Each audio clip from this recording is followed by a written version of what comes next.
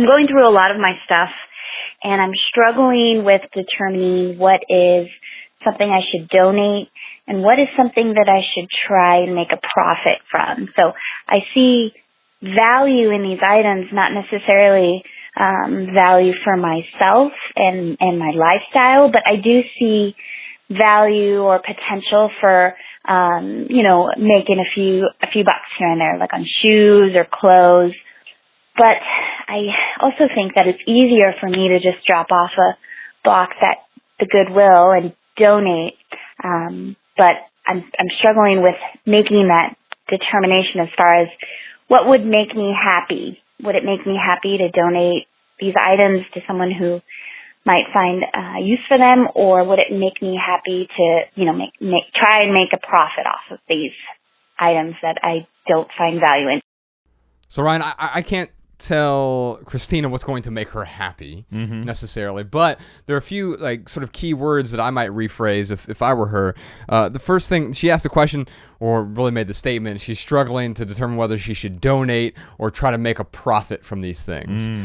I wouldn't try to make a profit from the things that you're selling, because you probably bought them when they were new. Yeah. And you're probably, unless it's some sort of weird Hummel collector's item, in most cases, you're going to lose the vast majority of the value you paid for the thing, because most of the possessions that we own are depreciating assets. And in fact, in her case, they're not even assets at all. They're liabilities now, right? Because she isn't getting value from them. In fact, she's getting what I would call negative value, which would be a really good title for an essay podcast, Sean. We should craft something like that. But the negative value of the stuff, because there is this additional weight, the psychological weight of holding on to these things, the refusal to let go, and that causes, clearly she's calling up, so it causes what? Anxiety, discontent, stress, overwhelm, and maybe it's not a high level of stress, but it's this low level of anxiety that is ebbing throughout her life, and that adds up over time, man. Yeah, that's a clear sign that she's got to do something with those things. It's funny, Christina, if you were to just, is it Christina or Chris? Yeah, Christina, I got it right. She probably goes by Christine for short. Anyway. Did I call her Christine? No. I'm messing myself up. Christina, what I was going to say is you could donate everything. Right now, turn this podcast off right now and donate everything, and you're going to be okay. There's no doubt about that. So the question isn't whether or not, what's the right decision, meaning, if I don't sell this stuff, then I'm going to miss out on some money. You didn't really expect to have that money to begin with. Right. So it'd be like if I was walking down the sidewalk and I saw a $100 bill on the sidewalk. Of course I'm going to pick it up, but if I didn't pick it up, my life wouldn't be any different. Christina, your life isn't going to be any different if you donate every single one of these things. Now, so any money, what you're saying, any money that she does make, if she does decide to sell any of it, is sort of a windfall in a way. Yeah, pretty much. So look at it that way, as anything that you sell is, kind of gravy on top, and then you got to decide how much gravy you want, Christina. Well, I think maybe it's good to set up some rules around this, because I think what she's facing right now is she's sort of paralyzed by that decision, right? Where remember the Seth Godin essay you and I were talking about the other day, where he's talking about the canceling something, like if it's something you're putting off, cancel the thing. So in this sort of analogy here, you want to cancel these items. Right. You want to cancel these physical items, and then give yourself 1 week to do something with them. Yeah. So just to rephrase, what you're saying is she needs to set an end date for all of these things to be out of her house. Yeah. And one or two things are going to happen. Well, A, she has to commit to that end date. Non-negotiable, pick a date, stick to it. That's step number one. Right. And then the second step is, you're either going to be, Christina's going to be motivated to sell that stuff, or the end date's going to come and she's going to be like, I didn't really have time to sell. I'm just going to go ahead and donate all of it. But either way, she's got to honor that end date. No, I totally agree, man. So maybe let's put some parameters around it. My own life, when I was, a question I would ask her, a few questions. One is, do you have any debt? Then I would be more aggressive about selling things to try to pay off the debt. Yeah, I certainly don't want to come across like, if there's something sitting there for $20 that she can sell for $20, $20 is $20. Right. And if it's easy for her to sell that item and get $20, then do that. Like we're not saying to just, don't worry about the money. You're right. If she has debt, that's more of a reason for her to dig into it. But this is what she's got to ask herself. How long is it going to take me to sell that item for $20? Yeah. What's your time worth? Yeah. If it's going to take her 20 hours to sell an item for $20, she's got to post it. She's got to, filter through all the people trying to, pay half as much. She has to repost it if it expires and she doesn't get the price. So yes, she has to figure out what her time is worth. Absolutely. Yeah. And that's an individual question, right? Everybody's there different. are billionaires whose time, they'd be better off just donating the car because the amount of time it takes selling a car would just not be worth it for them because their time is worth a particular dollar amount. Yeah. Now, neither one of us are millionaires or especially not billionaires. No. And so you have to take that into consideration. What is your time worth? Put a dollar amount on it, but then also what is the psychological cost that goes on top of that? Because let's say your time, you're working somewhere and you're making $20 an hour. Then you can say, well, my time is worth $20 an hour. And if I can sell this one item in half an hour for $20, well, then I'm making $40 an hour. That makes a whole lot of sense for me to sell this thing. However, just because you think you can sell something for $20 doesn't mean you necessarily will. And so that's why I think that end date of a week is so important. I used to say 30 days, but when I read that Seth Godin essay, it was like, and we'll put a link to that in the show notes, Sean.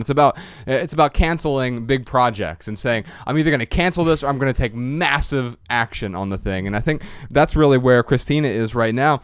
And I would be even more aggressive with selling things if I had debt. And so for me, I'd put some parameters around it. We have something called the 30-30 rule when it comes to buying new things. And it's if something costs more than $30, then I'm going to wait at least 30 hours to bring it into my life. Well, maybe you take a iteration of that rule and you make that applicable to your life where, hey, maybe if I can get more than $30 for this or whatever your time is worth, and I spend less than an hour on that, whatever that dollar amount is for the hour, then I'm going to spend less than an hour trying to sell this thing. Now, for me, eBay became my best friend when I was trying to get out of debt and selling a bunch of things. Yeah. For me, it was above $20. Anything over $20, I would try to put it on eBay. Yeah. And I didn't always succeed. I held on to some of those things way too long because of the sunk cost fallacy, right? Yeah, you nailed it, dude. She's got to get comfortable with sunk cost. I mean, that is ultimately where this is leading. So she's going to decide, okay, here are the things that I can get some money out of. Here are the things that are worth my time to sell. And everything else, it is sunk cost. You're never going to get that money back that you paid for those items, but it's okay because maybe someone else will get value out of those items, and you've created a situation for someone else to have something maybe they typically would not have had if it wasn't for you donating that to your favorite donation or your favorite charity or whatever it may be. Well, let's talk about a few of those charities. So if you're selling stuff, I tend to recommend 3 places to people because this is what I've used 2 of them. I have not used the third one. If you're selling stuff, Craigslist is really my go-to. Oh yeah.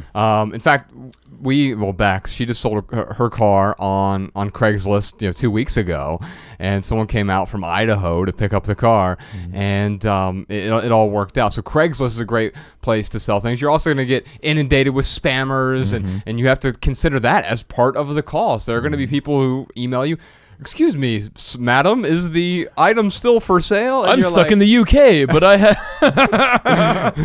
have a business friend in America who would like to take a look at your car. In order to pay you $9,000, you need to wire me $500 first to make sure that. And so you have to be very wary of that. But Craigslist is a great place to sell, especially bigger items. Recently, we sold an old coffee table on Craigslist. We sold an old end table, and it wasn't old. It was old to us. We weren't using it anymore. It was from when Bex and I combined households, and then we had this extra table and this other extra table, end table, and sold because it was like perfect timing too. It was kids going back to school, and they're like, yeah, we'll buy that for $50 or $100, even though the sunk cost to me was like, no, that table cost me $250. And my first reaction to that is, I should sell it for $240 then. And if we get back to Christina's original question, what she's saying is, Well, I'm trying to figure out whether or not I should make a profit. Well, for me, that would mean I have to sell the table for $260, and then I'm just going to hold on to that begrudgingly for a long time, and that psychological cost is going to compound. There's compound interest on some of these psychological costs. Yeah. That little bit of anxiety you're feeling right now will be twice as much a month from now, a year from now. All of a sudden, you're stressed out. You don't realize why, and it's that fear of letting go. And so I think Christina, if you want to sell the stuff, you have to give yourself a timeline. So pick 10 things that you really feel good about selling, that's worth your time selling. Sell those things. If you can't sell them the first week, then donate them. The third place I would recommend selling stuff is Poshmark. And the only reason I know about that place is because Podcast Sean's wife sells some stuff on Poshmark from time to time. There was another charity you wanted to bring up. Those are the places to sell. There's a few places with respect to charities, because a lot of charities are so localized. Goodwill is the big exception. I really like Goodwill. I enjoy donating stuff to Goodwill for a couple reasons. One is it's convenient. Two is they have 2,700 donation locations around the United States, and but I understand people's aversion to it, because they're like, well, if I donate my clothes, they're going to sell it, and then how do I make sure those clothes get to people in need? Well, Goodwill is still a charity. They take that money. Last year, I think they made $2.8 billion, 84% of which is used for charitable, non-overhead related expenses. Right. That's pretty phenomenal. That's pretty awesome. I mean, a charity that uses United Way, I doubt, uses 84% of their revenue, their donations for charitable goods, and so they. In fact, let's put a link there in the show notes to show a lot of the good that Goodwill does without getting bogged down in the stats of it. Goodwill does a ton of good. Now one thing, Ryan, that is difficult to get over is they pay their CEO a lot of money. Well, apparently their CEO manages the company really well, and they're able to donate 84% of the revenue they make as a result. Isn't that a good thing? Yeah, it's never bothered me that they make money off of it, dude, ever. I've never even thought about it until someone said something like, oh, I don't do that because I'm giving them something for free and then they're selling it. But it's like, they have the infrastructure, they have the means, and it's not like they're trying to gouge people with their prices. I mean, I don't know if you've ever shopped at Goodwill. I know both of us have. Yes. And dude, they're not gouging for prices. So I am totally happy to give my goods to someone who has the infrastructure to redistribute those goods to people who actually need them. That has never bothered me. Now, well, I think that if you're a woman and you have clothes to donate, then maybe the best place is not to donate to Goodwill, because especially if you have professional clothes, there's a charity called Dress for Success. And what they do is they help women who are interviewing, or they're trying to get professional clothes, and so I believe they'll even pick it up for you. So Dress for Success, we'll put a link to that in the show notes. And the last thing I want to recommend, because charities are so the donation places are so hyper localized. I remember back in Missoula, we would go to a donation warehouse, and in fact, they would pick stuff up from you. In fact, we bought some furniture from them when we first moved to Missoula, and that's how we learned about them. As people were donating their stuff, and so we got value from some of the things we bought from them relatively inexpensively, and then they'll pick up your old mattresses and stuff like that. But you probably don't have donation warehouse wherever you live if you're listening to this, unless you're in Missoula. But if you go to donationtown.org, that's how I found Donation Warehouse. You just type in your zip code, and it'll tell you, well, here are the 3 places in or near your zip code that will come pick up, and it's very specific. They'll pick up mattresses. This place will pick up toys. This place will pick up anything. And so if you go to donationtown.org, you can find the local charity for you. Or if that doesn't help you out, especially with things like batteries, those are hard to get rid of. Especially we live in California, it's illegal for us to throw out batteries in the trash can. Best Buy takes them here, but and so does Target. But wherever you are, you can just Google, where do I recycle batteries? Where do I donate blank in your local area? And you'll find the specific charity to which you can donate these excess things that you're not able to sell. Yeah, Christina, I mean, really get clear on what you want your life to look like, or what you want the things in your house. How do you want them to appear in your house? What spaces do you want to fill up? Whatever it is, just get clear on what that ideal scenario is. anything that distracts you from getting to that scenario, you've got to. We need another towel. No. Podcast Sean, do you have a small towel? I think I got it. I used my hand. What I'm getting at is like we will start to flinch at stuff. Yeah. We'll start to flinch at, this is how I want my life to be, but in order to get it that way, I need to get rid of this one thing. And that one thing I paid $100 for, and maybe I could get $20 out of it. Those little barriers, those little hurdles, jump over them as quick as possible. Yeah. And if that means just donating your stuff, like I promise you, Christina, it's going to be way more worth it to you to just get rid of it than it is to sit here and worry about every little nickel and dime that you can make off of something. Because the price tag or the money involved is only one component of a much bigger recipe. And I love what you just said about having a vision, because that vision is going to keep you on track. It's sort of the horizon or the destination. The direction is probably the better way to put it. Your vision is the direction in which you want to travel. Now, you'll get where your house is closer to your vision, and the vision might shift a little bit. It might pivot slightly, or it might pivot significantly once you start letting go of some of these things, and you're like, wow, I can let go of more.